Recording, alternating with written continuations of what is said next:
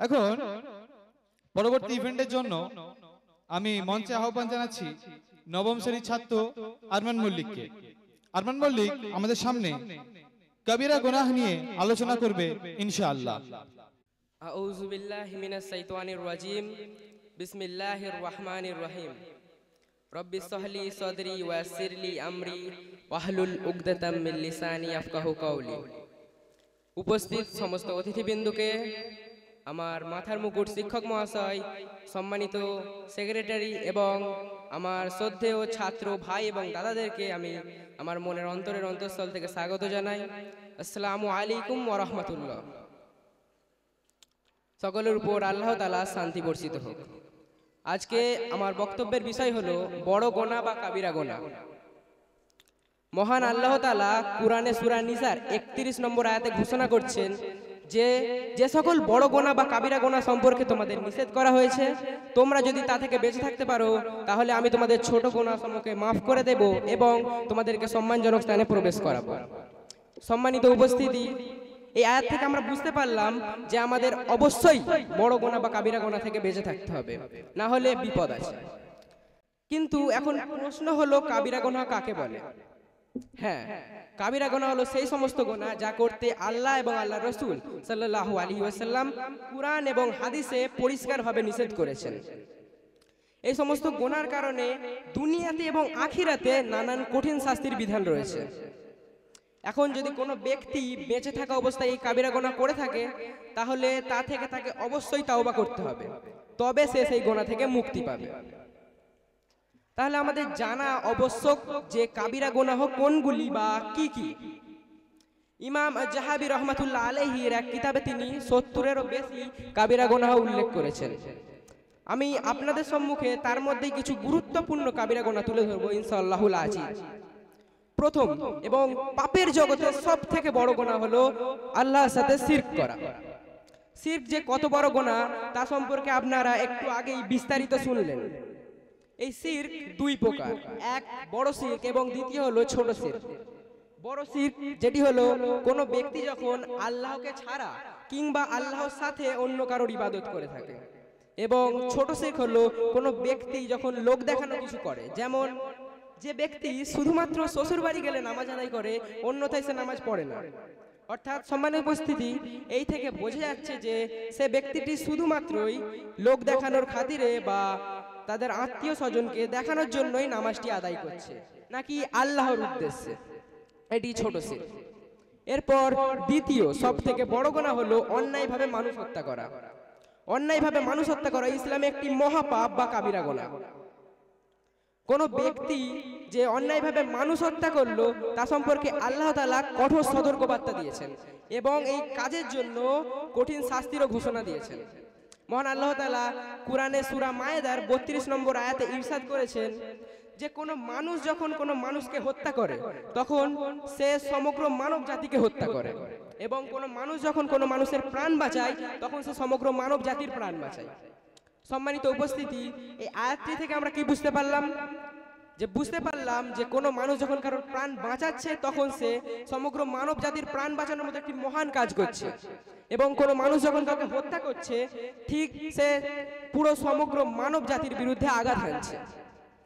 রাসূল সাল্লাল্লাহু আলাইহি ওয়াসাল্লাম আরো বলেন যে একজন মুমিনের হত্যার শাস্তি আল্লাহর দরবারে কাবা ধ্বংসের চেয়েও গুরুতর। এবং এই সমস্ত হাদিস এবং কুরআনের আয়াত থেকে আমরা কি বুঝতে পারছি? যে কোনো মানুষ যখন কাউকে হত্যা করে সে শুধুমাত্র একজন মানুষের জীবন ধ্বংস করছে না, সে সমাজে বিশৃঙ্খলা সৃষ্টি করছে এবং সে তার নিজেকেও কঠিন শাস্তির উপযুক্ত করে তুলছে। ইসলাম শিক্ষা দেয় যে কারোর প্রাণ রক্ষা করার, সমাজে বিশৃঙ্খলা সৃষ্টি না করা, কিন্তু ইসলাম এটা শিক্ষা দেয় না যে কারোর অন্যায়ভাবে প্রাণ হত্যা করা। এরপর তৃতীয় সব থেকে বড় গুনাহ হলো জাদু করা। রাসূল সাল্লাল্লাহু আলাইহি ওয়াসাল্লাম বলছেন, আমি তোমাদের 7টি ধ্বংসাত্মক বিষয় থেকে নিষেধ করছি, বেঁচে থাকতে উপদেশ দিচ্ছি। প্রথম শিরক করা, দ্বিতীয় জাদু করা, তৃতীয় অন্যায়ভাবে মানুষ হত্যা করা, চতুর্থ সুদ খাওয়া, পঞ্চম এতিমের সম্পদ আত্মসাৎ করা, ষষ্ঠ জিহাদের ময়দান থেকে পালিয়ে যাওয়া, এবং সপ্তম মুমিন মহিলার নামে মিথ্যা অপবাদ দেওয়া। বুখারী 256 নম্বর হাদিস। সম্মানিত উপস্থিতি, এই হাদিস থেকে আমরা বুঝতে পারলাম যে শিরক একটি মারাত্মক বড় গুনাহ, যেমন জাদু করা একটি মারাত্মক বড় গুনাহ। আমাদেরকে এই জাদু করা থেকে বা এই মারাত্মক বড় গুনাহ থেকে বেঁচে থাকতে হবে। এর কারণে কঠিন শাস্তিরও আল্লাহ তাআলা ঘোষণা দিয়েছেন। এরপরে চতুর্থ সবথেকে বড় গুনাহ হলো নামাজ পরিত্যাগ করা। নামাজ ইসলামের 5টি স্তম্ভের মধ্যে একটি গুরুত্বপূর্ণ স্তম্ভ। যে ব্যক্তি ইচ্ছাকৃতভাবে নামাজ পড়লো সে অবশ্যই একটি মহাপাপ করলো, এবং পৃথিবীতে যত সমস্ত ইবাদত আছে সবকিছু যার উপরে নির্ভর করে সেটি হলো নামাজ, যা প্রত্যেক মুসলমানের জন্যই ফরজ করা হয়েছে, এবং যে এটি পরিত্যাগ করলো সে অবশ্যই একটি বড় গুনাহ করলো।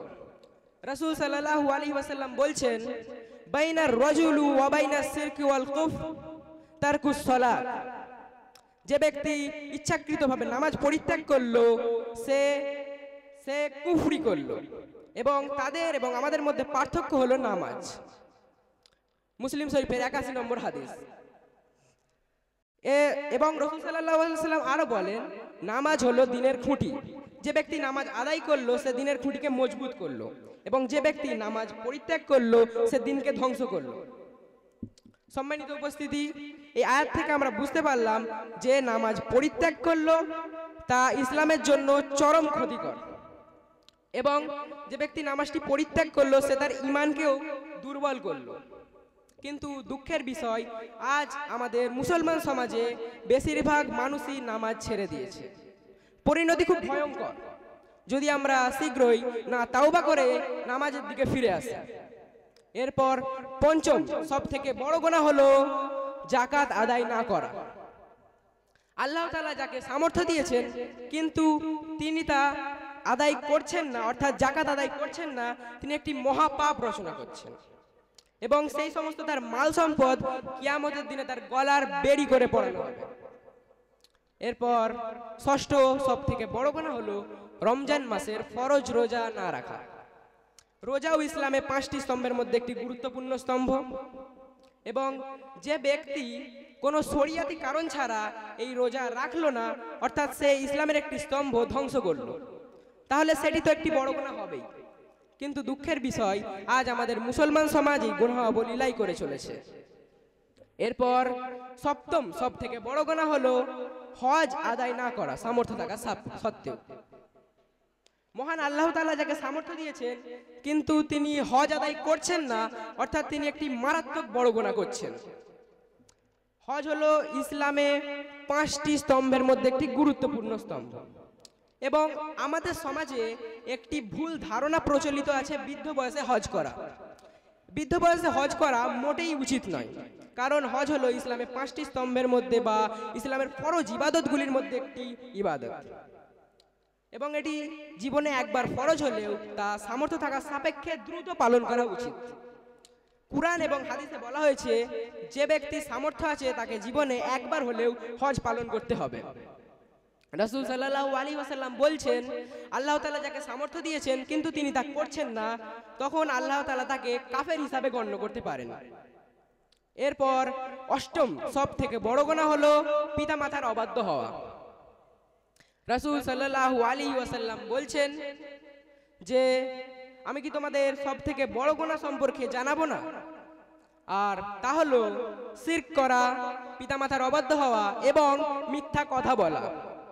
বুখারী শরীফের হাদিস। সম্মানিত উপস্থিতি, আমরা একবার নিজেদের প্রশ্ন করি, আমাদের মুসলমান সমাজে কি এই ইসলামের সুশিক্ষা প্রচলন আছে, নাকি আমরা আমাদের সন্তানদের এই ভয়াবহ গুনাহ থেকে সতর্ক করছি? এরপর নবম সবথেকে বড় গুনাহ হলো আত্মীয়তা সম্পর্ক বিচ্ছিন্ন করা বা নিকট আত্মীয়দের পরিত্যাগ করা।